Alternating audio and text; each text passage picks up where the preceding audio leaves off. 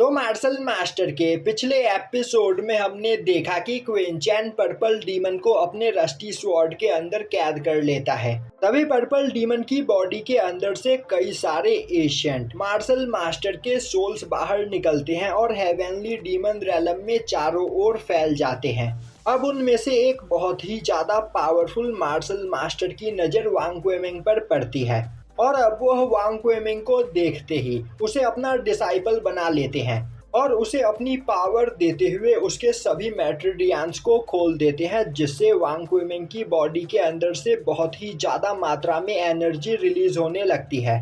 वहीं पर खड़े सभी लोगों को यह सब देखकर कुछ भी समझ में नहीं आ रहा होता है। तभी एक और सोल उड़ता हुआ वहां खड़े एक पर्सन के पास आता है और उसे देखते हुए बोलने लगता है, इसकी ब्लड लाइन मेरी पावर के लिए बहुत ही ज्यादा सूटेबल है, तो यह यहाँ पर मेरा डिसाइपल बन सकता है। और यह बोलते हुए वह उस पर्सन के सोल सी के अंदर घुस जाता है। तभी एक दूसरी सोल उड़ते हुए क्विंसू के पास आती है और अब वह क्विंसू को देखते हुए बोलने लगती है, इस लड़की की बॉडी के अंदर 9 हेवन गॉडेस पिक्चर है, तो यह लड़की मेरे मून गॉड पैलेस की सक्सेसर बन सकती है। और यह बोलते हुए वह क्विंसू के सोल सी के अंदर घुस जाती है। तभी एक दूसरा सोल उड़ते हुए हेनू के पास आता है और अब वह हेनू को देखते हुए बोलने लगता है, इस पर्सन के अंदर बहुत ही ज़्यादा नफरत भरी हुई है और मैं इसे देखकर बता सकता हूँ कि इसने अपना बदला लेने के लिए कई सालों तक इंतजार किया है। इसकी पर्सनैलिटी मुझे काफ़ी ज़्यादा पसंद आई, इसीलिए आज से यह ओल्ड मैन मेरा सक्सेसर बनेगा। और यह बोलते हुए वह सोल हेनू के अंदर घुस जाता है। अब वहाँ पर सभी की बॉडी के अंदर से काफ़ी ज़्यादा एनर्जी रिलीज होने लगती है, जो देखकर किसी को भी कुछ भी समझ में नहीं आ रहा होता है। दूसरी ओर एक जगह पर खड़ा मोली भी उस एनर्जी को देखता है और अब वह बोलने लगता है, आखिर वहाँ पर क्या हो रहा है। तभी ब्लड डीमन बाहर निकलते हुए आता है और बोलता है, आखिर अचानक से इतने सारे एशियंट सोल उस जगह पर कहां से आ गए। मेरे ख्याल से वह सभी एशियंट सोल यहाँ पर कहीं कैद होंगे और किसी ने गलती से उन्हें आजाद कर दिया होगा।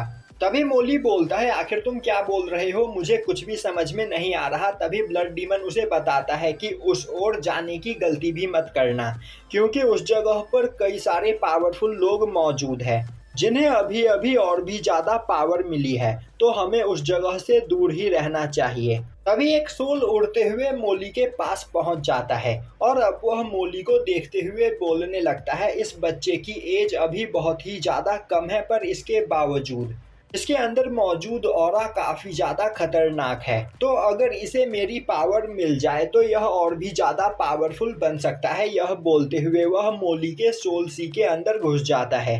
तभी वह मोली के सर के अंदर मौजूद सिल्वर सीड को देखता है और अब वह नोटिस करता है कि मोली के पास डीमन ब्लड लाइन होती है, जो देखकर उसे काफी ज्यादा गुस्सा आता है और अब वह चिल्लाते हुए बोलने लगता है, हमारी इतनी मेहनत करने के बावजूद आज के भी टाइम पर डीमन क्लैन यहाँ पर एग्जिस्ट करता है और बच्चे तुम बहुत ही ज्यादा पावरफुल हो, तो अगर आज मैंने तुम्हें जिंदा छोड़ दिया तो तुम फ्यूचर में इस दुनिया के लिए खतरा साबित हो सकते हो, तो अभी तुम्हें मरना पड़ेगा।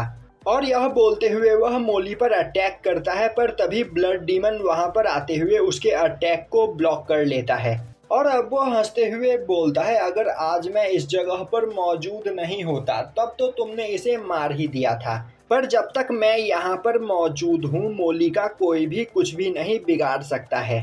अब ब्लड डीमन को मोली के साथ देखकर उसे और भी ज्यादा गुस्सा आता है और अब वह सोल काफी तेजी से ब्लड डीमन पर अटैक करता है, पर ब्लड डीमन उसके अटैक को डॉज करते हुए लगातार उस सोल पर अटैक करने लगता है। अब वह सोल एक बैरियर बनाते हुए ब्लड डीमन के अटैक से बचने की कोशिश करता है। इस मौके का फायदा उठाते हुए ब्लड डीमन अपने पास से कुछ जेड निकालते हुए उनकी मदद से उस सोल को वहां पर कैद कर लेता है और हंसते हुए बोलता है, तुम्हारे ही साथ एशियंट वॉर में मैंने भी फाइट किया था और फाइट के दौरान मुझे कैद कर दिया गया, इस वजह से मेरी पावर काफी ज्यादा कम हो गई, पर तुम्हें किसी ने मारकर अपने अंदर एब्जॉर्ब कर लिया, जिससे तुम्हारी पावर मुझसे भी ज्यादा कम है।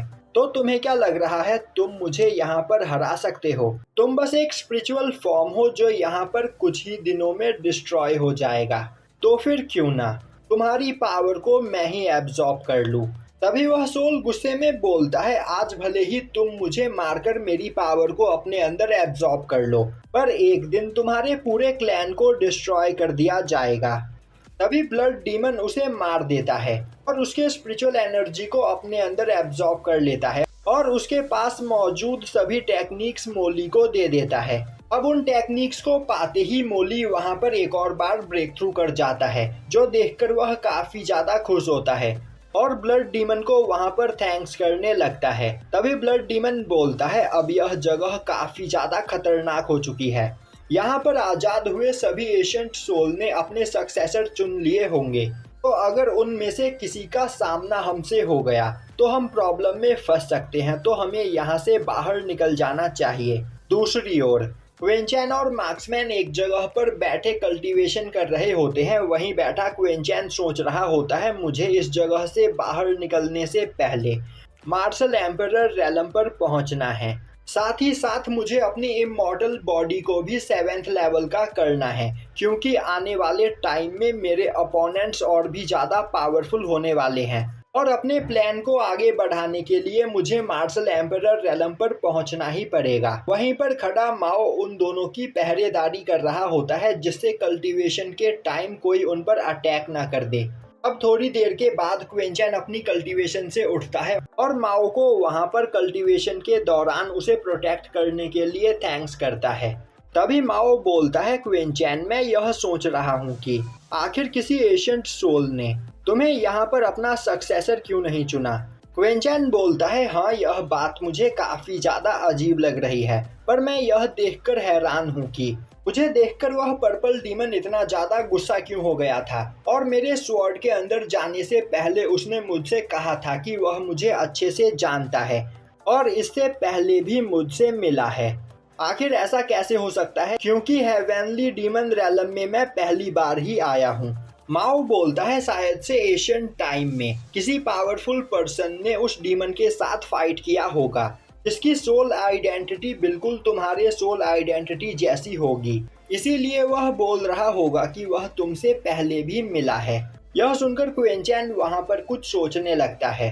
तभी उस मार्क्समैन की कल्टीवेशन भी वहां पर कंप्लीट हो जाती है और अब वह कल्टीवेशन से उठते हुए जोर जोर से हंसने लगता है, क्योंकि वहां पर उसकी पूरी एनर्जी रिकवर हो चुकी होती है और अब वह क्वेंचैन को देखते हुए काफी तेजी से उसकी ओर आगे बढ़ता है।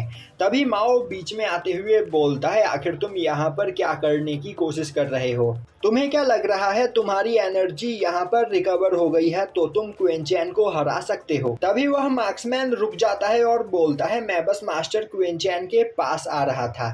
पर क्वेंचैन उसे इग्नोर करते हुए उसके कंधे पर हाथ रखकर उसके ऊपर एक फॉर्मेशन बना देता है और अब वह उसे वहां से चलने के लिए बोलता है और यहीं पर यह एपिसोड खत्म हो जाता है।